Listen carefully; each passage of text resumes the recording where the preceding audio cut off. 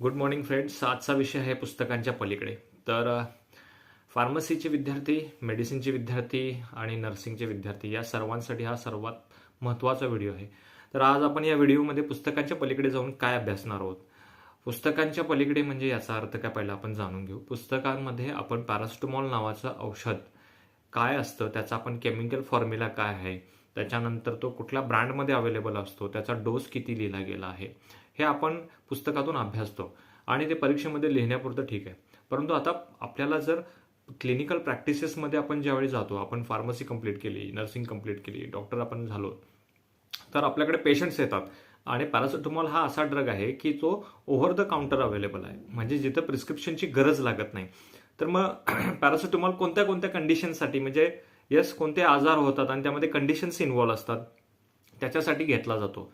तर mostly headache, त्याला आपण डोकेदुखी म्हणतो, टूथॅक, दातदुखी म्हणतो आपण. त्याच्यानंतर मसल ॲक, म्हणजे बॉडीमध्ये होणारे पेन्स असतील, मसल्स पेन्स. त्याच्यानंतर मेन्स्ट्रुएशन क्रॅम्प असतात, म्हणजे मासिक पाळीमध्ये क्रॅम्प्स येतात. आणि त्याच्यानंतर वॅक्सिनेशनमधून काही वेळा काही रिॲक्शन्स येतात, त्या थांबवण्यासाठी सुद्धा पॅरासिटामॉलचा सर्रास वापर केला जातो. आता पॅरासिटामॉल हा ॲसिटामायनोफेन नावाने सुद्धा ओळखला जातो, किंवा त्याला आपण ॲसिटल पॅरा अमायनोफिनॉल या केमिकल नावाने सुद्धा संबोधला जातो. तर पॅरासिटामॉलच्या आपण आता नेक्स्ट डोसबद्दल बोलू. पॅरासिटामॉलचा डोस, डेली डोस, म्हणजे जर अडल्ट्समध्ये आज आपण इथं बोलू, अडल्ट्समध्ये जर बघायला गेलं तर 4000 मिलीग्राम हा विदिन 24 आवर्स इतका मॅक्सिमम टॉलरेटेड डोस आहे. याचा अर्थ काय, म्हणजे 4000 मिलीग्राम हा इतका डोस पूर्ण 24 तासामध्ये तुमच्या शरीरामध्ये सेफ असू शकतो. मग जर आपण मार्केटमध्ये बघितलं तर 500 मिलीग्राममध्ये अवेलेबल आहे, 650 मिलीग्राममध्ये पण अवेलेबल आहे. मग कोणता पॅरासिटामॉल स्ट्रेंथ मधला घ्यायचा आहे, की 500 घ्यायचा मिलीग्राम की 650 मिलीग्राम घ्यायचा, तर हे त्या कंडिशनवर ठरवण्यात येतील.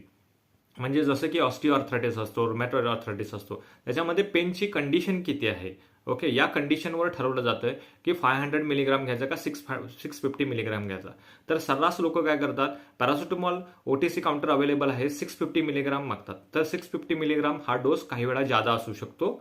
तर प्रत्येक डोसच्या अंतरमध्ये जसं सायंटिफिकली प्रूव्हन आहे की पॅरासिटामॉल 500 मिलीग्राम असू दे किंवा 650 मिलीग्राम असू दे, त्याच्यामध्ये दोन्ही डोसांच्या मध्ये 4 ते 5 तासांचं अंतर असणं गरजेचं आहे. नाहीतर काय होऊ शकतं, जर रिपीटेड ॲडमिनिस्ट्रेशन घेतलं तर पॅरासिटामॉलची काय होऊ शकते, पॉयझनिंग होऊ शकते. तर अधिक माहितीसाठी तुम्हाला जर पॅरासिटामॉल हा जर जाणून घ्यायचा असेल तर अमर सायंटिफिक सोल्युशनचे फार्माकोलॉजी कोर्स जॉईन करा. इत्थंभूत माहिती पॅरासिटामॉल